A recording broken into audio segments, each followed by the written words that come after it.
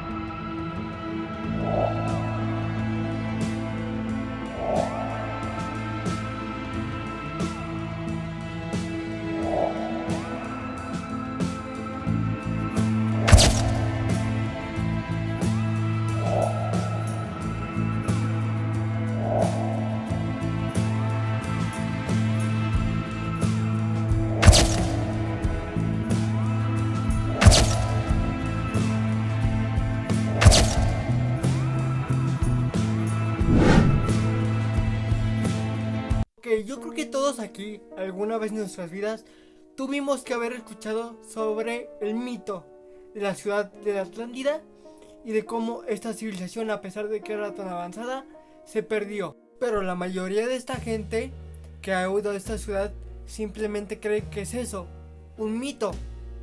Y nunca realmente nos ponemos a investigar a ver si la ciudad simplemente es un mito, tal como mucha gente lo cree, o si existe, o si llegó a existir en algún momento. Bueno, vamos a empezar.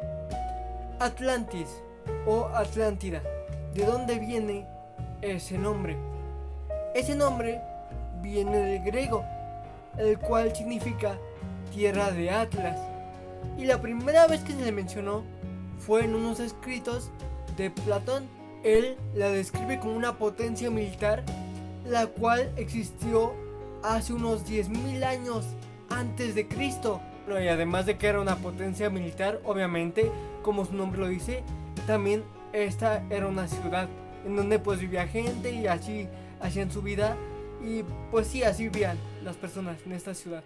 Pero cuando se le describe, no mencionan su localización exacta. Se cree que la isla donde estaba ubicada esta ciudad era en medio del océano Atlántico, y supuestamente su tamaño era el tamaño equivalente al de Brasil. Como les mencioné al principio, esta ciudad era considerada una potencia militar, y se cree que las conquistas de su ejército llegaron al norte de África y al oeste de Asia. O sea, imaginen cuánto territorio conquistaron. Conquistaron mucho territorio, hasta ser detenido en Grecia por la ciudad de Atenas. Y bueno, a partir de aquí las cosas empiezan a tornar un poco turbias, digamos, ya que en el momento en donde se iban a enfrentar los ejércitos de la Atlántida y el ejército de Atenas, describen que sucedió una gran catástrofe, que se dice que eliminó por completo a los dos ejércitos, al de la Atlántida y al de Atenas. Además de que esta catástrofe se llevó la ciudad de la Atlántida. ¿Qué catástrofe?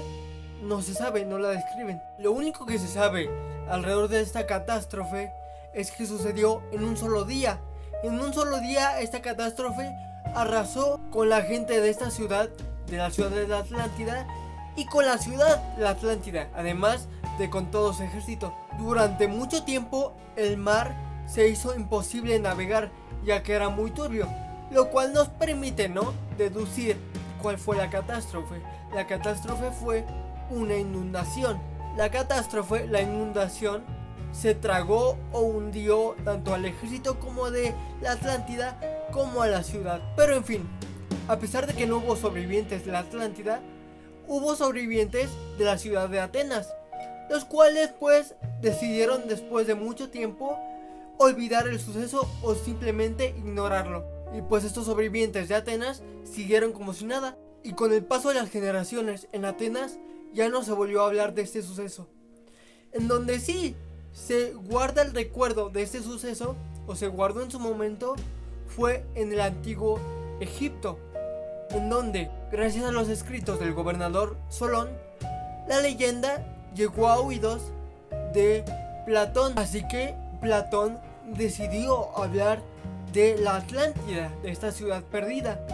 Pero como Platón, muchos sabemos que era un filósofo, pues mucha gente por esa misma razón pensó que al Platón referirse a la Atlántida, pensaba la gente que la Atlántida era como una especie de metáfora hacia algo, una especie de tal cual una metáfora, una forma de hacerle entender más fácil a las personas, a la gente, una situación.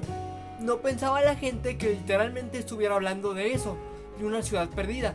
Simplemente pensaban que como tal un filósofo estaba filosofando y estaba usando esa ciudad como un ejemplo para dar algo más a entender. Pero esta situación cambió en la segunda mitad del siglo XIX. ¿Por qué la gente dejó de ver esta explicación de Platón de la Antártida como una simple metáfora para algo más, y que realmente se dio cuenta de que estaba hablando en serio acerca de una ciudad perdida? Esto se dio gracias a la cantidad de veces que Platón mencionaba a la Atlántida, ya que Platón la mencionaba cada que podía, lo cual le generó mucha curiosidad a los investigadores, a los científicos, y tal cual como investigadores se pusieron a investigar y trataron de ver si la existencia de esta ciudad perdida, de la que tanto hablaba Platón, realmente existía. Y los investigadores, cuando se empiezan a dar cuenta de que esta ciudad puede que sí haya existido, la empiezan a relacionar con un montón de lugares alrededor del mundo, con un montón de civilizaciones alrededor de toda la historia de la humanidad. La empiezan a relacionar con todo tipo de civilizaciones, pero nunca llegaban a una conclusión. Siempre era como suposiciones acerca de su existencia. Además, no les ayudó que los escritos del gobernador del antiguo Egipto que les mencioné al principio eran ya para ese momento donde los investigadores estaban interesados muy viejos. Ya esos escritos no servían. Además de que los escritos tampoco poseían una ubicación exacta, porque el gobernador solamente conocía la historia de los ejércitos y de cómo terminaron.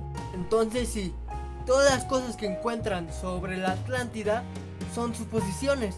Su tamaño, su ubicación, si realmente existió o no, no se sabe. Pero los científicos y los investigadores rezan porque sí haya existido, rezan porque esta historia sea real, y tienen la esperanza de que en algún momento, en algún lugar, van a encontrar perdida debajo del mar la ciudad de la Atlántida. Aquí comienza mi parte favorita, las teorías de conspiración.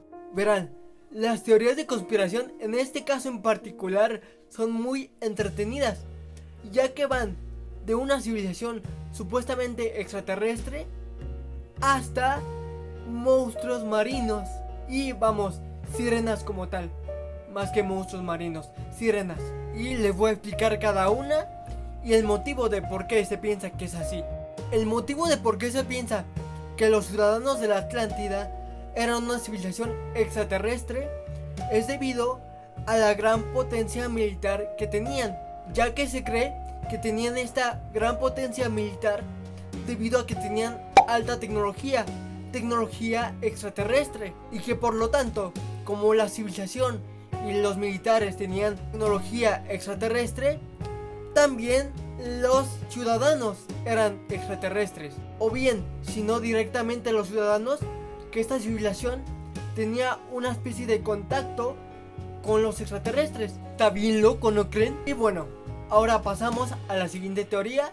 La teoría que habla que los ciudadanos de la Atlántida eran realmente o son sirenas. Pero para esto nos tenemos que remontar al principio de la historia, cuando llegamos a la parte del tsunami que provoca la inundación de la ciudad.